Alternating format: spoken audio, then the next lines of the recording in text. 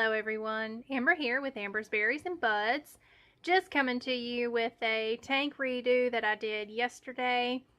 This is a 20-gallon long that I've had for a couple of years now. It's been through several different scapes, rescapes, fish, shrimp, just plants. Pretty much this is my experimental tank. Something that I like to have fun with and just in general play around and try new things on it. It currently only houses 2 Siamese algae eaters, and as I found out yesterday, still has an assassin snail in there from God knows when. And I just now saw this little Nerite snail who is not actually supposed to be in this tank. He's supposed to be in another tank, and not really sure how he got there, but we'll have to move the assassin snail because I actually really like my Nerites and I don't want him to die. Most all of the plants that you see in here now were actually in here before. I've just cleaned them up a little bit. The only things that I actually moved from a different tank was the Süßwassertang that's over here. That was in a different tank, and those are actually on ledges currently. They're just very overgrown. I love my Süßwassertang. So I'll kind of take you through the tank and show you the individual segments of what I've done and also what I plan to do. So I'm going to start with this side here. I got this lovely piece of wood at a local shop in Huntersville, North Carolina called Upscale Aquatics. I know the owner, Matt Messer. I've actually worked with him before as well, and so I think that he's got some pretty good stuff with some pretty good deals on most everything there, and I like to visit that shop a lot.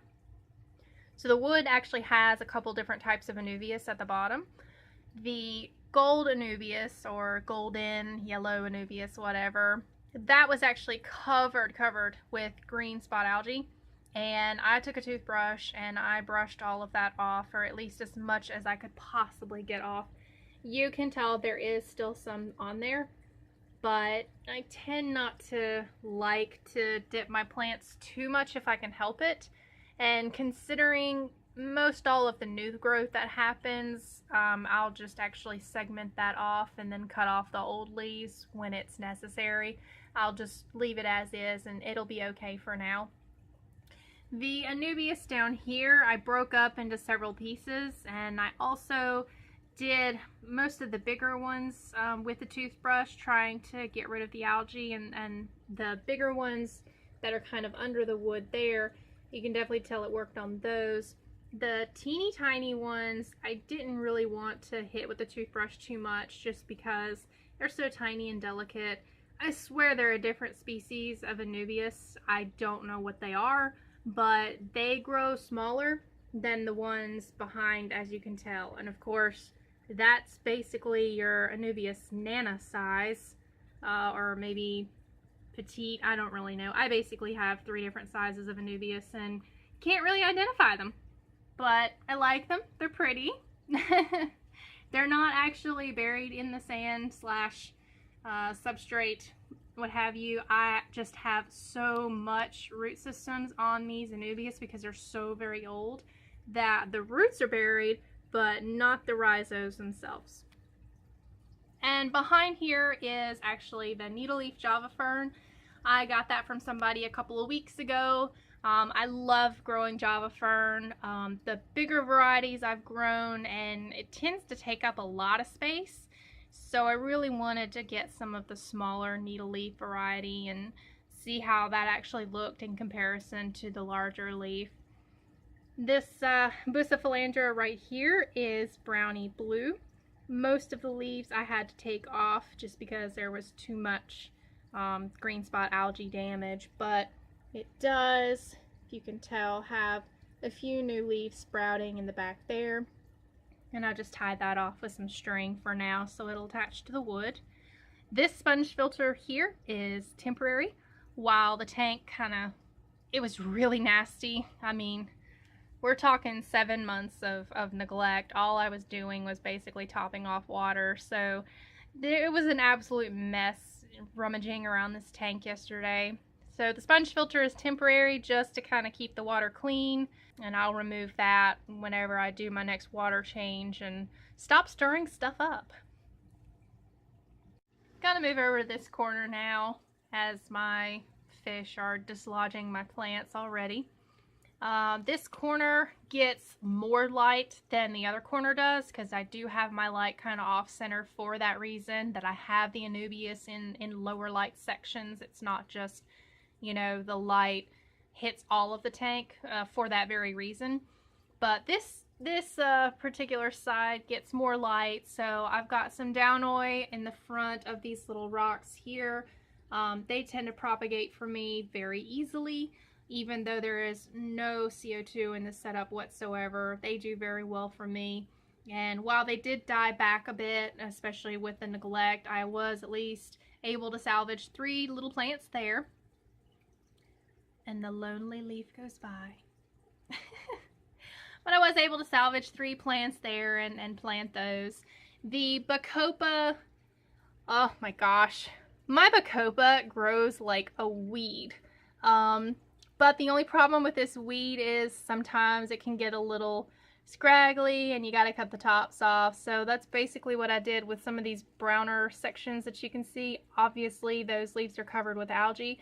I trimmed them down as far as I thought was a good idea, usually like the first note of leaves, just right above that. And then the tops that were actually beautiful and baby green and everything, I trimmed off some of that and replanted the tops. So that goes pretty much all the way into the back into the lower light area. Now, in the lower light area, obviously, the needle leaf Java fern behind the lava rock here. And that's going to cover up, eventually that'll cover up the heater. This is an Aquatop heater. Can't remember like what model or style. I think I've had this heater for 5 years. This has been a very long-lived heater, and I have had absolutely 0 problems with this heater. So when anybody asks about recommendations on a heater, this is the one that I keep going to. This has been an amazing heater. But besides the point, again, the Siswastertang over here on the little half-round, I think these are half-round ledges. You can't tell because it's so overgrown. Sorry with the camera flip. These are my half-round ledges. It's really, really overgrown. I absolutely love this stuff. And then, of course, on the lava rock itself is Bucephalandra. Let's see. I think this is Brownie Black. Actually, can't remember which one it is at the moment, but it's another Bucephalandra with small crinkly leaves. It has propagated very well for me over the years. I have several stems of it. I did have to take off a bunch of the leaves for the green spot algae, but Boost just bounced back for me, so it's not been too much of a problem. My standard filter is a C2 Fluval hang-on back filter. I am not crazy about this filter. This filter, when I got it, was great for this little tank, and it did very well. It was very quiet. I loved the filtration system inside of the filter. It's one of the few filters that I have never had to just take apart and take everything out of it and put all of my media in it. It actually had everything that I wanted. The only problem with this filter is the maintenance on it is extremely high, and I'll even show you the actual hang-on back filter. But the maintenance is so high. If I unplug the filter for any reason and I haven't cleaned it in a week, I can plug it back up and it won't come back on. The impeller, propeller, whatever you want to say, doesn't spin because it's got the most minuscule little bit of algae. And I used to have a guard on this filter, a sponge, a sponge filter guard, just to prevent any kind of gunk going in there. But it didn't matter whether I had a sponge on it or not. It will stop at the drop of a hat. So while I've had this filter on here for about a year, I want another filter. I really wouldn't recommend it, and it really saddens me because I absolutely love Fluval equipment. I love Fluval stuff.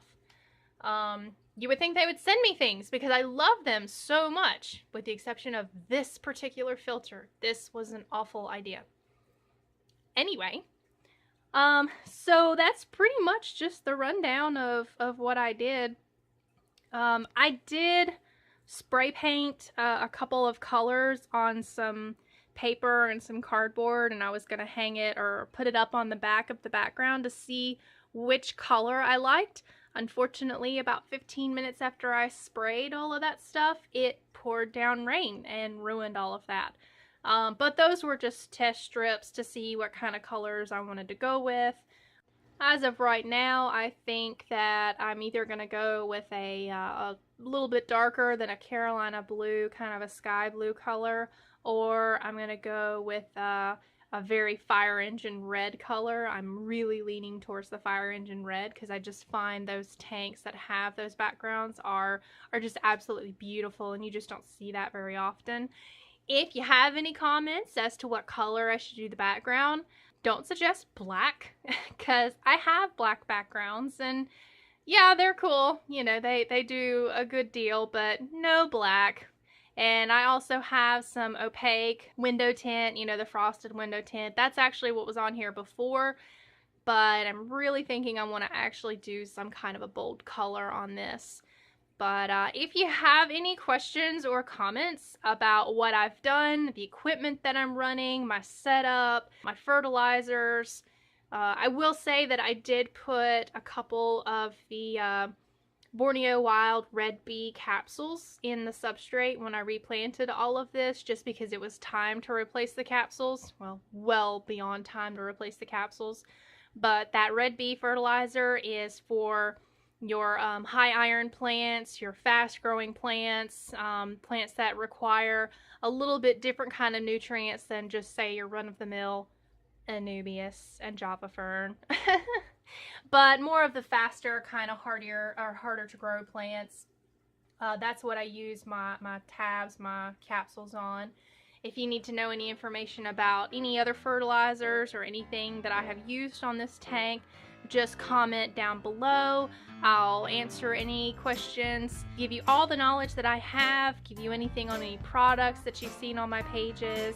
If you would just want to hit that thumbs up button for my video, I would love that. And please don't forget to visit my page. It's facebook.com/berriesandbuds. You can message me directly on there and chit chat with me. You can order products, you can ask me questions about anything. If you want to go to my website, it's berriesandbuds.weebly.com, and I've also got some articles up there that you can read, and all of my YouTube videos are also posted there as well. Thanks guys for watching. Alright, I want to know how you got in here. Tell me what hole. Tell me how many yards you had to crawl to get in this tank, because you're not supposed to be here.